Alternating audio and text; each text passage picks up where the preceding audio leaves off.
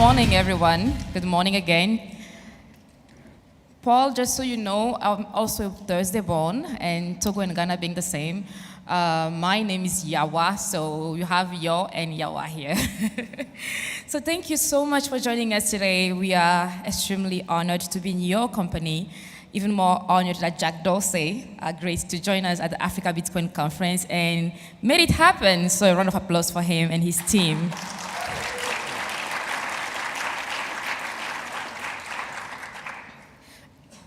Jack, the reputation that comes with your name usually leads automatically to Twitter, because you are one of the co-founders of Twitter and you led that company for many years. Then eventually you diversified and moved from Twitter, and now you're very much into fintech world, and you lead a conglomerate called Block, which is one of our proud sponsors for this event. The question that I have for you, and I think is sparking a lot of curiosity among our audience as well, is how did you come to adopt Bitcoin? Because you're here to promote Bitcoin adoption, and people want to hear from the pioneers, and they want to believe that they have the solutions that can help them really trust this payment system. So what's really led you to adopting Bitcoin? What led me to Bitcoin? Yeah. What led you to adopting Bitcoin yourself to start with? Well, the only reason I'm here on this stage is because of open source. That's how I taught myself how to program when I was a kid, because of the grace of people giving their work away for free, doing things in the open, doing things publicly. And that was back in the day when I was a kid. It was around Linux, and the open source community was starting to thrive as the internet was getting more and more accessible to people, and there was a bunch of communities on an old system called Usenet. Some of you might be familiar with it, some of you may not, but it was a message board effectively, and it was fairly decentralized, just like IRC, Internet Relay Chat, was decentralized. And during the early days of the internet, there was a lot of really incredible open source sharing and energy, and also a lot of inherently decentralized energy through these older systems. And then we saw this wave of more and more things getting centralized behind the web, such as Google, and really centralizing the discovery problem. How do I find things? How do I find what I want to read about, what I want to understand? But in Usenet, there was a group called Alt Cypherpunks, which were a bunch of fans of cryptography and cryptographers and mathematicians, and the early days of PGP were chronicled there, and just a number of really radical acts and radical people. And the gem, the thing that everyone was searching for was money. How to not reinvent money, but put money back in the control of the people. And so I'd been following that and interested in it for quite some time as another way to learn and understand. And I was a punk when I was a kid, and I thought it was just the coolest, most righteous, noble pursuit. But it wasn't until 2008 when things really came together with Satoshi, and whoever that person is or the group of people are, took from so many ideas all over the internet to crystallize into this one moment, which became the white paper. And once I read it in that time, I was like, wow, this is it. This is incredible, because it is open, because it is provable, because it is transparent, because it is visible to everyone. And incredibly, whoever this person is has, kicked their ego to the side and given it to the world. And that, again, an act of grace that I saw early in the open source community, and want to continue to replicate and want to continue to push. So that's how I came to it. Square was starting at the same time as Bitcoin finally got going in 2009. There was a lot of financial energy because of the financial crisis in 2008. So there were a lot of companies that were starting at that time, including our own. And we we watch it very closely. We tested something in 2014 where we gave sellers the ability to accept Bitcoin on their web pages. No one really used it. We didn't have sellers that people really wanted to spend their Bitcoin at that time. But in 2018, we saw another opportunity to, again, learn about Bitcoin and how it might change our industry and what that trend is, and we built it into Cash App as an exchange. It was a Hack Week project with me and Mike Brock, who's back there, who spoke yesterday.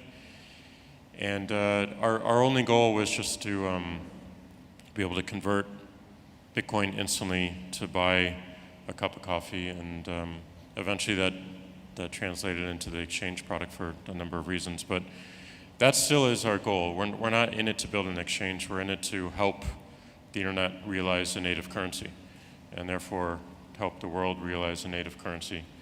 And when I say currency, as Jack said before, more of an open money transport, an open money protocol that we can all see, we can trust, that's not controlled by a government, that's not controlled by a corporation. The only reason our company, Square, exists is because we saw a problem in that Visa and MasterCard were not allowing small merchants onto their network. And we just said, we're going to figure out how to do that. So we're very familiar with companies, whether they be banks or networks like Visa and MasterCard, not enabling everyone and choosing through not wanting to put resources into it or deliberately, potentially in collaboration with various governments.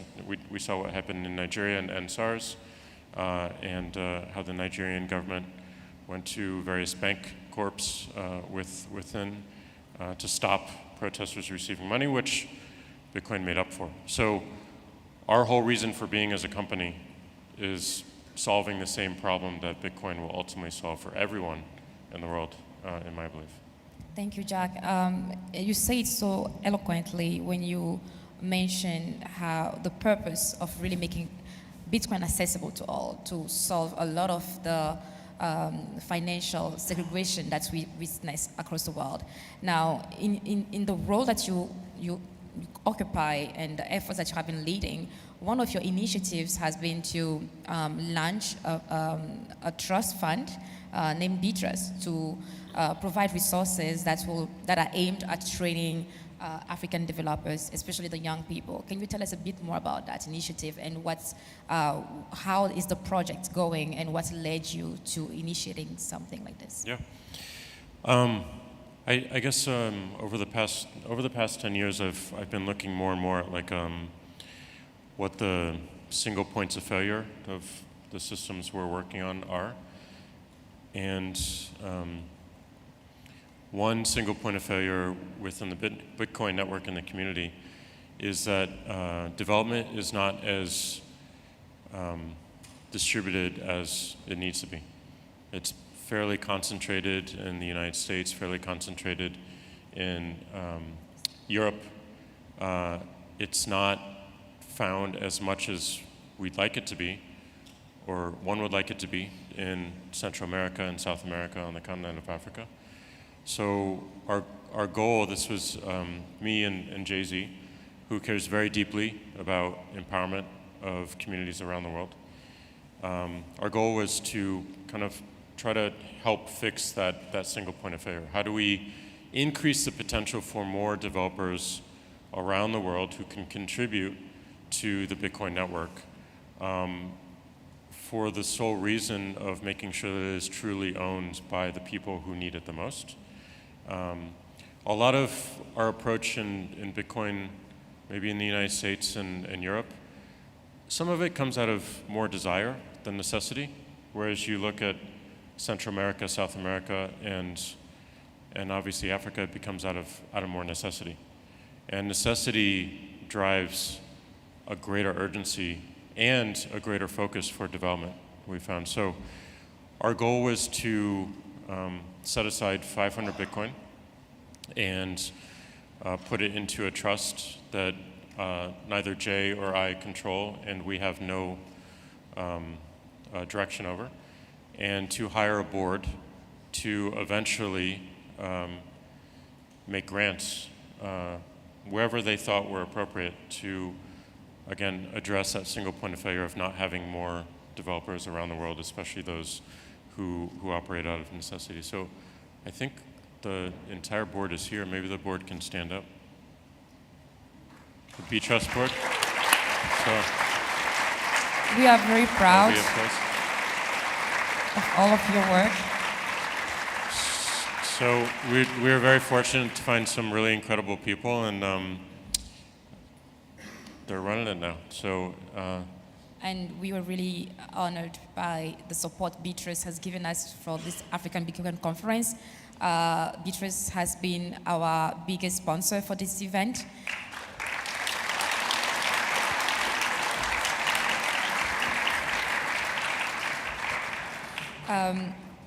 Thank you all.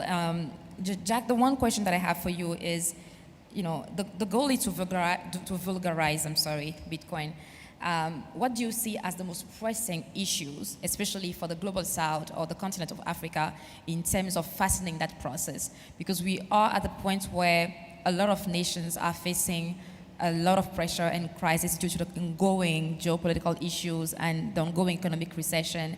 And Bitcoin provides an opportunity for the most vulnerable people to find an alternative, but how do we make it accessible to them the fastest way possible? You just said the word, which is accessibility. So like that's the problem we all want to solve. You've seen a number of companies either mentioned or presenting yesterday and today. What Jack announced this morning is a good opportunity. There's companies like Azteco that are doing things that are making it more and more accessible all around the world and making it easier where people actually are. So being more supportive of companies like these that are solving the accessibility issues, and we want to be helpful in any way we can as well. This is anything we can do to partner with entrepreneurs here on the continent, right. Latin America. We're down for it. We want to do it in a way that is scalable as well. Mm-hmm. A lot of our hopes and desires are going to be resting in what TBD is doing, right, to increase accessibility around the world. But that is, that's the goal. And we also want to make sure that we're doing it in a way that is consistent with the Bitcoin ethos, which is not something that we own. Everything we're doing with TBD is going to be open source. Anyone can utilize, anyone can fork, anyone can make it their own. Anyone can profit from if they have great ideas around. We of course need to build a business model around it as well, which we will figure out. But the initial push has to be consistent with what we love about Bitcoin, what makes Bitcoin unique and special, which is that openness, the fact that everyone can own it and can drive it in a direction that makes sense, as long as they can get the consensus from the rest of the network and the people that want to use it. Thank you. I think there's a lot we have to learn from this whole community. And by that I mean the Bitcoin community. The fact that the initiator or the initiators themselves step aside to make this system and this technology available to all is commendable. And the way you are going about it, even with Beatrice, by allocating resources to help train a new generation of developers without really getting involved in the process, was instructing the people of the community on the continent to lead it, is also brilliant. So it leads to my next question. What efforts are you initiating at Block to promote more diversity in not only your businesses and your solution, but among the people you work with and your customer base? How do we ensure that the new investors that are providing and injecting resources in our markets in the Bitcoin space are cognizant of the fact that the nationals also needs to have a role, and they need to be taken into consideration when it comes to their needs, and they need to obtain some form of protection as well from those companies? I think the first step is just showing up and learning. We have a maybe all the block folks can raise their hand. We have a bunch of people here. Block team.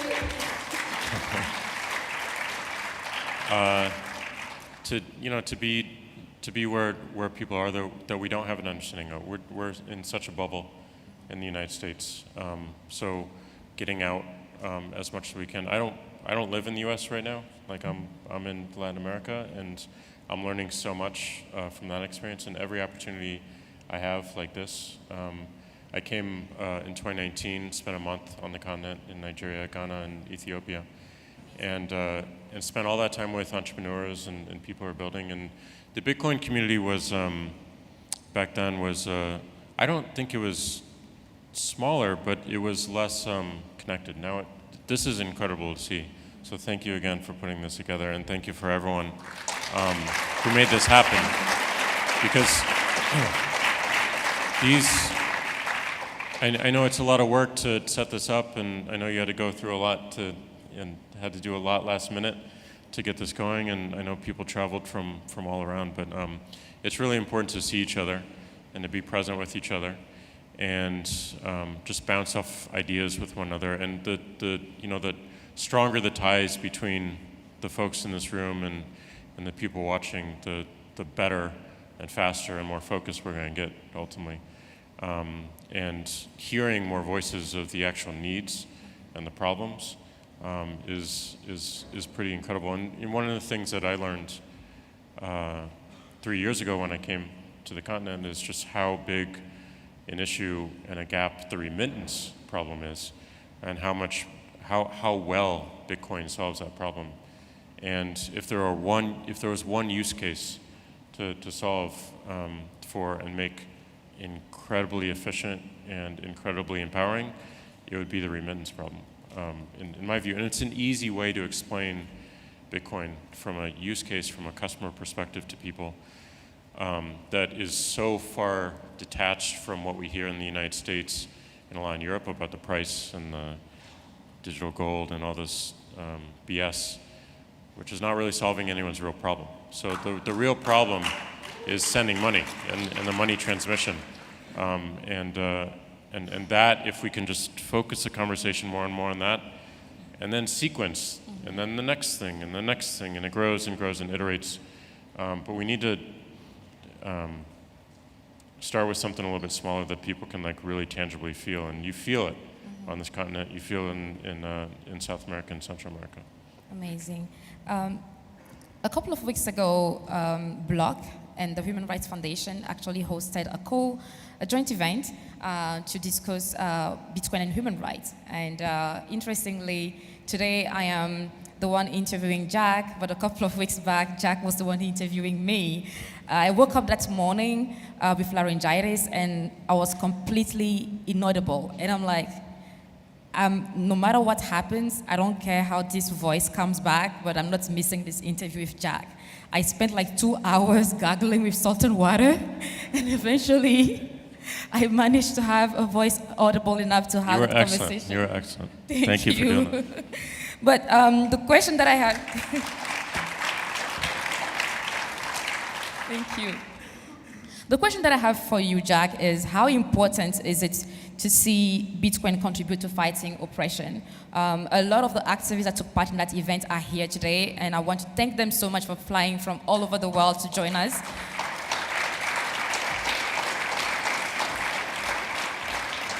And I would like to also give a prop to the Human Rights Foundation that has been very supportive in this process. But my question to you is, how is Block positioning itself to support activists that are the front of fighting for social justice, and how important is it for you to see Bitcoin serve that community?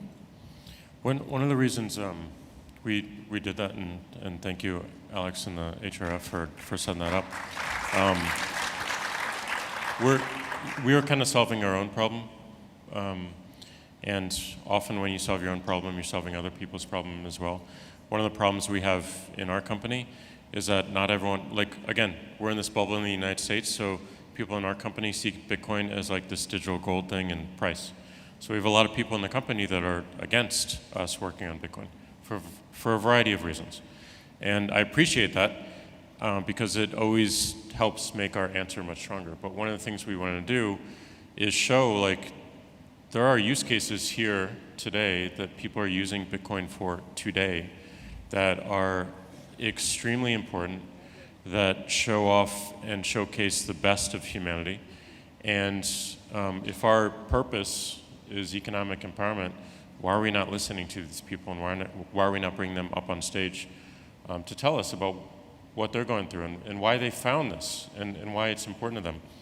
And in conversations with Alex and others, we determined that this shouldn't just be for our company as an audience, it should be for whoever wants to see it. So that's why we produce it. But to your point, like, when you focus on the concept of building for necessity, then, I mean, there's no greater than an activist. There's no greater class of folks who can demonstrate a real need, and a need in such a focused way that you can identify a problem and a series of technologies and interfaces that can actually help solve that problem. So again, we don't want to approach every single problem with the Bitcoin hammer. We want to look at the problems that people are having and figure out if Bitcoin potentially solves it in a differentiated way. And often that answer is yes, it does. But the amazing thing about a number of activists we've intersected with is that they bring the Bitcoin use case to us in the conversation. It's not us saying, well, have you tried Bitcoin? It's like they're talking about the usefulness of it, which is incredible and certainly different from my experience of the conversation 5 years ago. So I think the word is getting out. And it's getting out because people are showing how they use it, not telling people. They're not telling people about the virtues of Bitcoin, they're showing people. And that is the best way to spread anything, is like tangibly make people feel it. And activists are a big part of enabling that, because you connect with their story, because you connect at a human level, because of their fight, and you see the soul of what they're trying to do, and you can't help but feel their struggle. And if they're bringing this tool in front of you, saying, this solved my struggle, I don't care what it is, this solved it, yeah, that wins And everything. a lot of those activists, we have some of those incredible activists in the room, and their session is coming in a couple of minutes or hours. Alex Glaston from Human Rights Foundation will be hosting them, and we really want you to be there to witness the incredible work they have been doing from Venezuela, Afghanistan, Eritrea, and many other countries where citizens and activists are using Bitcoin to fight against authoritarianism and oppressive systems. And whatever activists are, the beauty of being an activist is that government don't like you. We are used to it. However, we have seen a lot of governments taking tougher regulations against Bitcoin. How do you see us going around that? How do we really get to a point where we have friendlier governments that understand why Bitcoin matters, not only for the citizens and the masses, but sometimes even to support their economic growth, which is good for their faith. How do I even say it? I'm losing my word again. Which is good for their image. How do we convince governments that Bitcoin is important for the citizens and even for themselves? That's the summary of the question. Well, we don't want to give them a playbook on stage here, so Definitely the governments, not. that is. But I would say, like, eventually the scales tip. Like, eventually the scales tip in the favor of the people because of real usage, because of and one of the amazing things about Bitcoin is it is so resilient to everything. It's certainly resilient to corporations. It's certainly resilient to governments. It's proven to be resilient to the combination of the two. And if we focus on building it and making it more accessible to more people, at some point, it can't be stopped right now, but it further can't be stopped. And it further can't be stopped from reaching more and more and more people. So going back to the work and focusing on that accessibility, focusing on the use case, making it easy for everyone in the world, or as many people as possible, to utilize it, solves some of the problems. And one of the other things I learned when I came here in 2019, I didn't meet anyone in the government, I didn't meet anyone in media. My focus was only on entrepreneurs and students. And what was incredible was how deep the knowledge of the government corruption here is, Right. and how great the understanding of what is actually happening behind the scenes. And with that knowledge, taking that energy and building. Because again, it's out of necessity. Necessity focuses everything. And it's not necessarily against the government, although in some cases it is. It's like, how do we work around this thing? How do we go around the pothole, as the internet has proven to do time and time again? So I saw a lot of that early internet ethos in the conversations I was having with the people who were getting into Bitcoin or working in Bitcoin. So I have a lot of confidence, and that's why I'm watching so closely everything happening in Africa, everything happening in Central and South America, is because these continents and these people on these continents will lead the way in terms of holding these governments to accord by building products that people can use. And just the usage, more and more mass adoption, will, in my belief, take away all the oxygen from what a government can do to the negative around the people. And I believe that, but it comes back to, like, so what do? We build. They can't stop us then, and that's what's important. Thank you.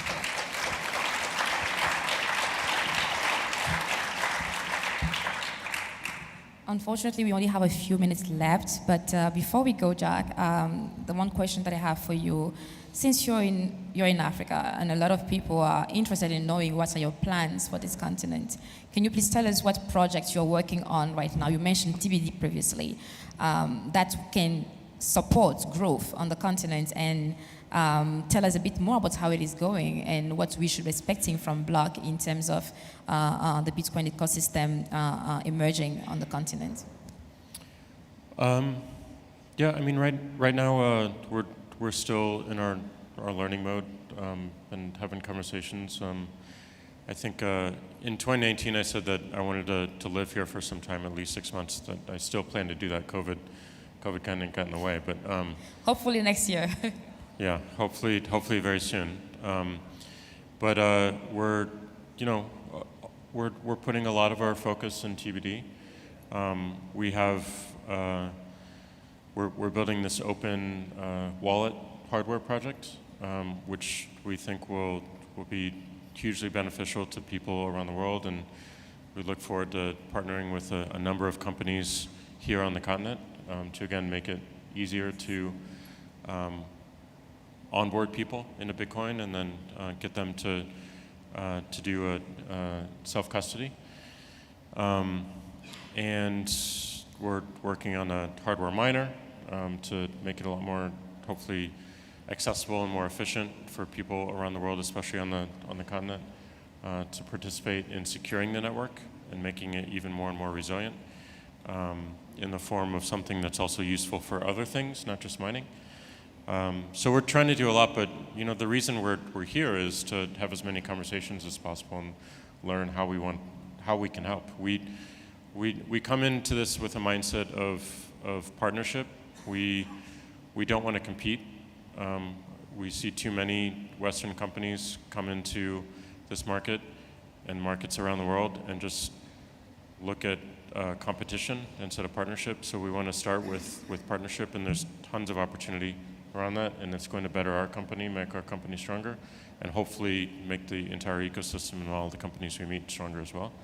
We're not going to be able to partner with everyone, but one of the things that we want to do is make sure that we have the right APIs, the right platforms, and the right policies to enable a significant increase in the economy here around the Bitcoin network and around giving people simple tools to move money around in a way that is not blocked by governments and corporations, and we can truly see some incredible activity that really helps humans all over. Thank you so much, Jack. It was great hosting you, and we look forward to having you again next year, hopefully. Thank you all. Thank you.